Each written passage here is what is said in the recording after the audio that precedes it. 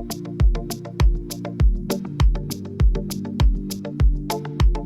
Gini Dietrich, and I have with me the esteemed.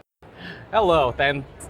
Last night, Chris, I can call him, told me to take my weapons with me and not have it. Could I not carry a bazooka? The stingers are too big. They won't fit in the feet. Cool. All right. So you are here.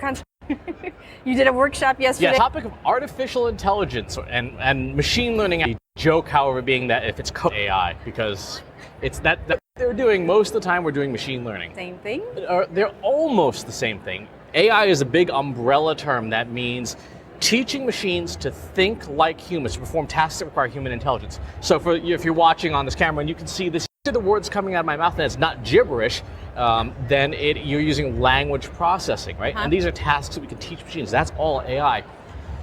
But in the context of content marketing, machine learning is about machines that write their own software based on data we give it. So you give it 1,000 blog posts or 1 million tweets or whatever, and a machine learns to recognize, okay, this is what a good tweet is or a good blog post is, and then when you give it new ones, it can either say like, yes, that's a good one, no, that's a bad one, or in the more advanced cases, let me my own based on what you've taught me how to do. So that's the difference. Machine learning is a subset of AI.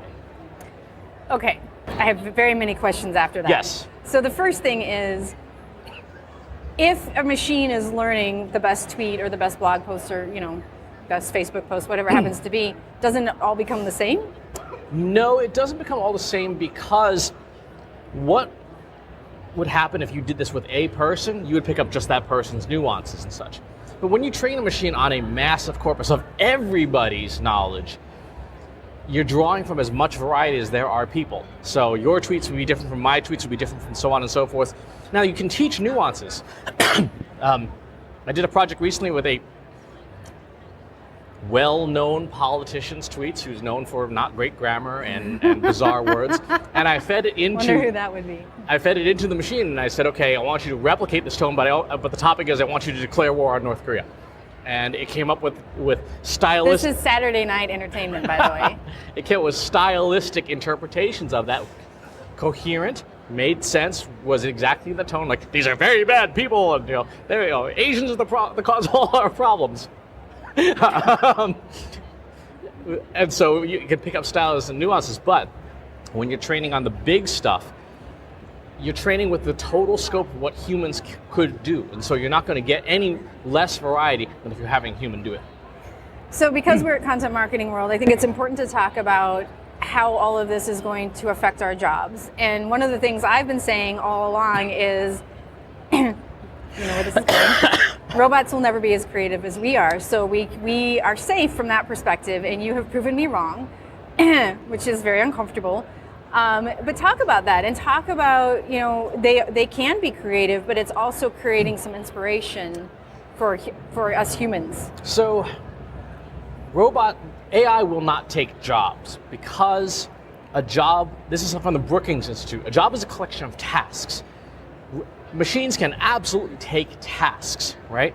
And so your role as a marketer will evolve from being the first violin to being the conductor of the orchestra. You will work with the machines, they will do the heavy lifting, and then you will inspect the output and say, yes, that is a great blog post, or yes, that is a great podcast, or no, that's not quite what we had in mind. So you will need fewer people in total to do the jobs, but the jobs themselves will change, they will not go away. Like the example of the orchestra, you will still need a conductor, but with every orchestra, there's only one conductor. So you have to be, as a marketer, as someone who's in your career, wherever you are in your career, you have to be the best at your job so that you become the first in line for the conductor of the orchestra. So that's one aspect of this, and that's the part that fills a lot of people with a lot of fear. Sure.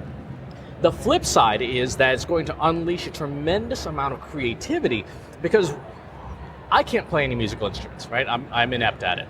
I could roll my face across the piano keys. But you are a ninja, so. Yes. I can't paint especially well either. It's just not my thing. But there are now tools like NVIDIA's Gauguin, which is their generative adversarial network, where you do this little Microsoft Paint style painting, and it renders a photorealistic interpretation of your scrawling as a painting in the style of Van Gogh or Matisse or whatever.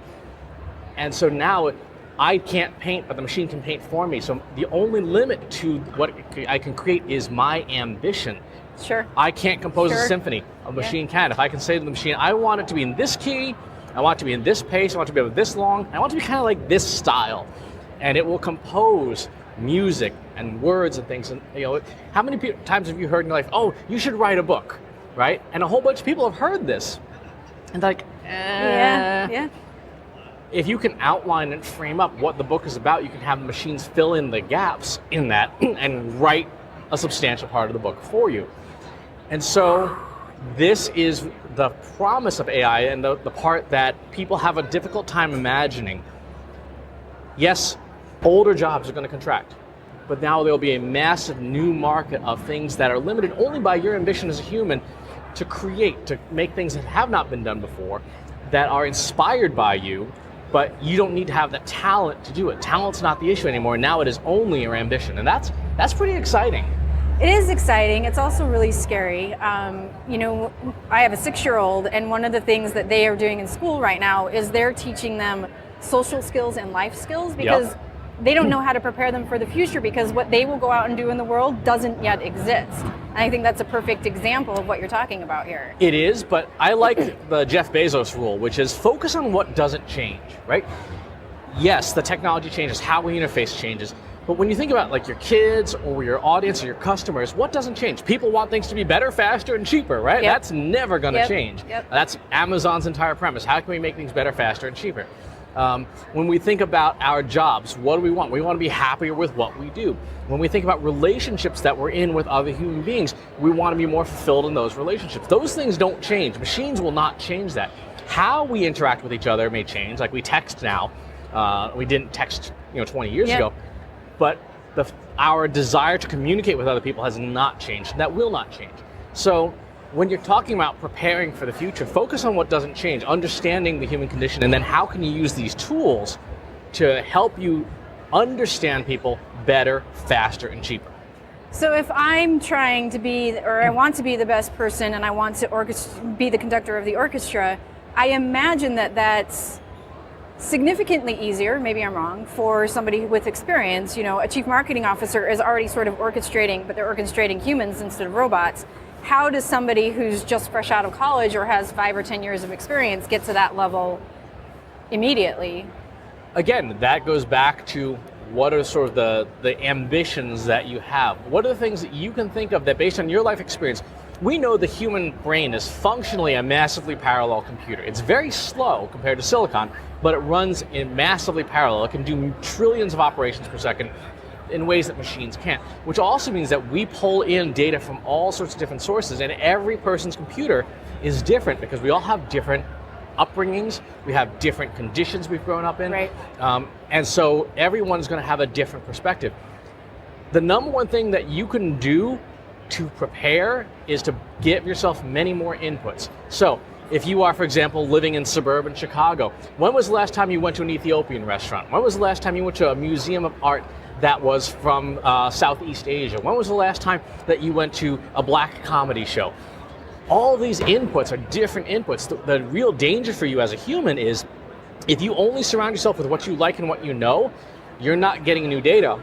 You're retraining yourself on the same data, and then yes, you are limited by that. If you expand yourself to the diversity of human experience, you can say, now I have much more data. When you go to hire people, you should be absolutely looking for people who look and sound and think nothing like you, because those are the people who are going to bring different perspectives and force you to say, okay, did we consider this when we were doing our marketing? At the show, I don't have my tag on me, they have little pronoun tags for the first time. Yep. And I think that's fantastic, not just because of inclusiveness and diversity as a goal into itself, but because it invites people to say, different ways of thinking are welcome here, and that level of diversity is absolutely essential in a world where the machines can replicate what already exists.